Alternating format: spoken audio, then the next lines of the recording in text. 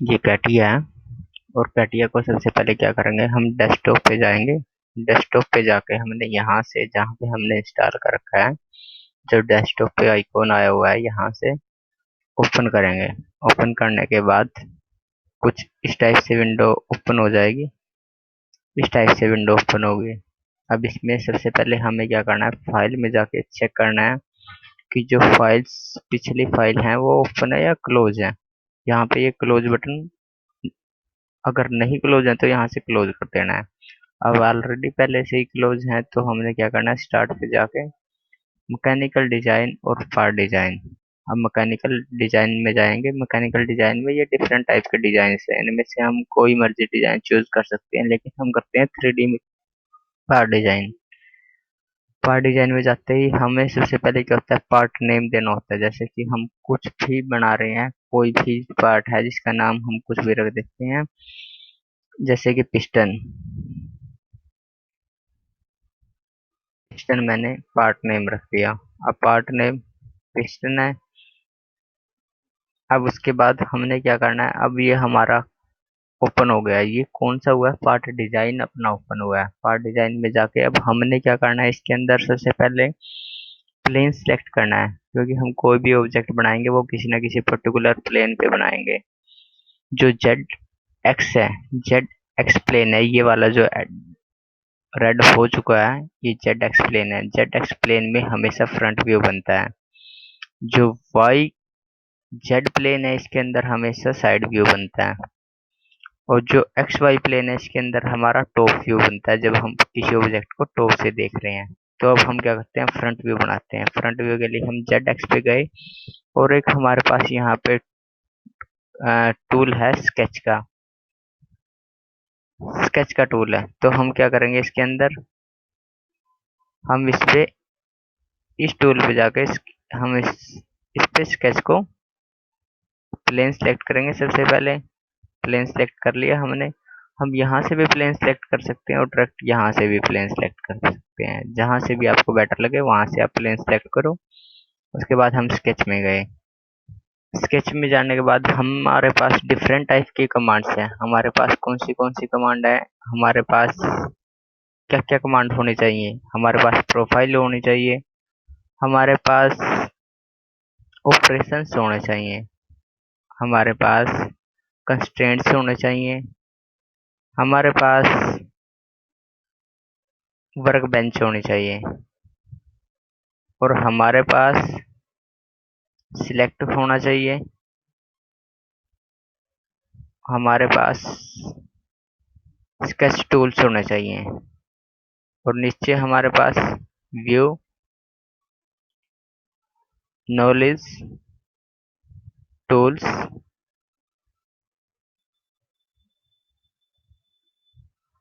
Visualisation और measurement, ये सारे के सारे टूल्स होने चाहिए। इनको हम अपने अकॉर्डिंग जहाँ पे भी हम चाहेंगे वहाँ पे हम साइड में, ऊपर नीचे, जहाँ पे भी हमें कंफर्ट होता है, हम कंफर्ट फील करते हैं, हम वहाँ पे यूज करते हैं। अब सबसे पहले हम बात करते हैं स्केच की। स्केच टूल्स, स्केच टूल्स का क्या यूज होता है कि जैसे हमारे पास सबसे पहले है ग्रिड। अब हमने क्या करना है, इसके अंदर स्केच टूल्स के अंदर अगर हम ग्रिड को ऑन कर देते हैं तो हम नोट करते हैं कि हमारे पास पूरी पूरी स्क्रीन पे ग्रिड बन गए हैं। लेकिन अगर हम अब यहाँ पे अगर हम इसको झूम करके देखते हैं, अगर हम अब ग्रिड के अंदर झूम करके देखते हैं और लाइन कमांड के साथ कोई भी लाइन लगाते हैं, तो हम कहीं से भी किसी भी कहीं से भी कहीं पे भी लाइन लगा सकते हैं, किसी भी पॉइंट पे।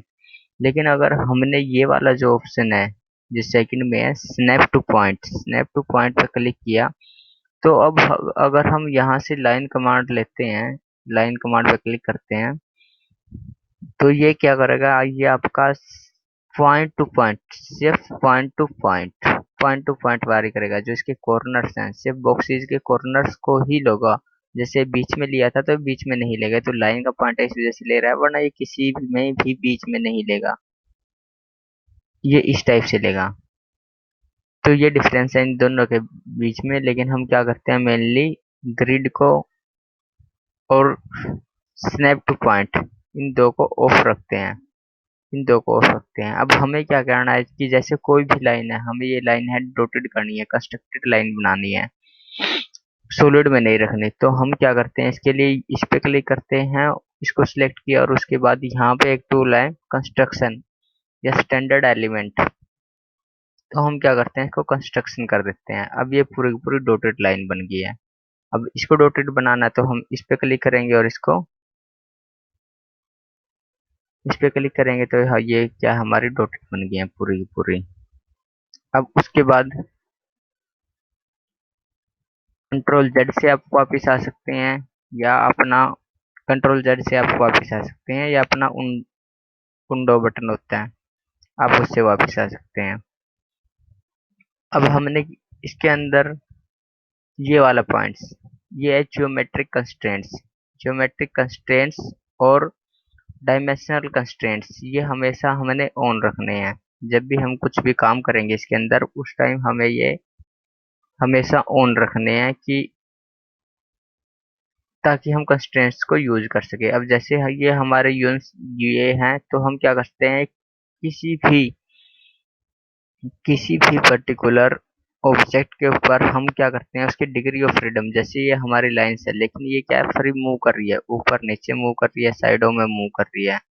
तो अब इसको मूव, इसकी डिग्री ऑफ फ्रीडम को कम करने के लिए, इसको फिक्स करने के लिए, जैसे ये दो लाइनें, अब मैं कहीं पे भी उठा के इन दोनों लाइंस को रख देता हूँ। लेकिन इन दोनों लाइन को फिक्स करने के लिए मुझे क्या है, एक पर्टिकुलर इनको कंस्ट्रेंट्स लगाना होगा। कंस्ट्रेंट्स हैं हमारे ये वाले कंस्ट्रेंट्स। तो हम क्या करते हैं, हम इस लाइन पे जाते हैं, हम इस लाइन पे जाके हमने यहाँ पे कंस्ट्रेंट्स, ये सेकंड वाला, हम कंस्ट्रेंट्स पे क्लिक करते हैं और यहाँ पे क्लिक करते ही ये लेंथ बता देता है इसका। सिर्फ ये सिंगल कंस्ट्रेंट्स के लिए यूज होता है, जिसमें लेंथ और एंगल दो चीजें डिफाइन होती है, कि जैसे हमने 12 दे दी है।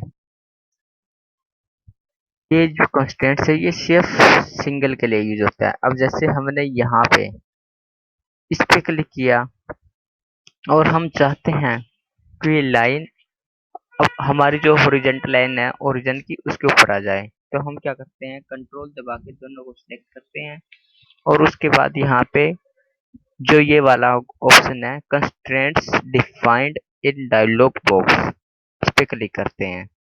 तो ये आगे कंस्ट्रेंट डेफिनेशंस। तो अब यहाँ पे हमने क्या करना है, कोइंसिडेंस, कोइंसिडेंस को जैसे हम क्लिक करेंगे तो ये लाइन क्या आ गई है, ये लाइन इस लाइन के इक्वल आ गई है, इस लाइन के ऊपर आ गई है, ये हॉरिजॉन्टल लाइन के ऊपर आ गया है। अब यहाँ पे हम ओके कर देंगे। अब हम देखते हैं कि इसकी डिग्री ऑफ फ्रीडम कम हो गई, ये ऊपर नीचे नहीं जा रहा, लेकिन ये साइडों में मूव कर रहा है। इसकी लेंथ भी मूव नहीं कर रही क्योंकि हमने इसकी लेंथ फिक्स दे दी है। तो अब हमें इस पे एक वर्टिकली कंस्ट्रेंट्स लगाने की जरूरत है। तो हम इसको सिलेक्ट करेंगे और हम किसको, हम वर्टिकल को सिलेक्ट करेंगे। अब यहाँ से जाके हम क्या करते हैं, कंस्ट्रेंट्स के अंदर गए दोबारा से और यहाँ पे कोइंसिडेंस कर दिया और ये ओके कर दिया। हम किसी पॉइंट के साथ भी इसको जोड़ सकते हैं, किसी लाइन के साथ भी इसको जोड़ सकते हैं। अब ये फुल्ली कंस्ट्रेंट हो चुका है, ये ना इस साइड में मूव करेगा, ना इस साइड में मूव करेगा, ना नीचे ना ही ऊपर। तो इस टाइप से हम कंस्ट्रेंट करते हैं। उसके बाद है हमारा, जैसे ये लाइन है, अब इस पे हमें कंस्ट्रेंट्स यूज करने हैं। इसके बाद हमारे नीचे ऑप्शन आते हैं डिफरेंट डिफरेंट। अब जैसे ही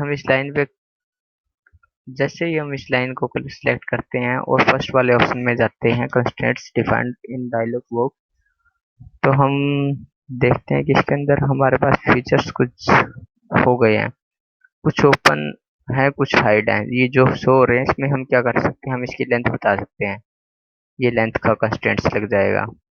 हम इसको फिक्स कर सकते हैं, ये इसी जगह पे फिक्स हो जाएगा, ये कहीं पे मूव नहीं करेगा, ना इसकी लेंथ कम ज्यादा होगी, कुछ भी मूव नहीं करेगा। हम इसको हॉरिजॉन्टली कर सकते हैं, हॉरिजॉन्टल हो जाएगा। हम इसको वर्टिकल कर सकते हैं, वर्टिकल हो जाएगा, लेकिन हमें ऐसा कुछ नहीं करना अभी। अब ये वाला है जो हमें इसको इसी एंगल पे ही रखना है। तो हमें इसके लिए हमारे पास डिफरेंट डिफरेंट्स हैं, जैसे कॉन्टेक्ट कंस्ट्रेंट्स, हमें कॉन्टेक्ट करवाना है इसका, और किसका करवाना है हमें, इसका। अब जैसे कॉन्टेक्ट्स के लिए हमें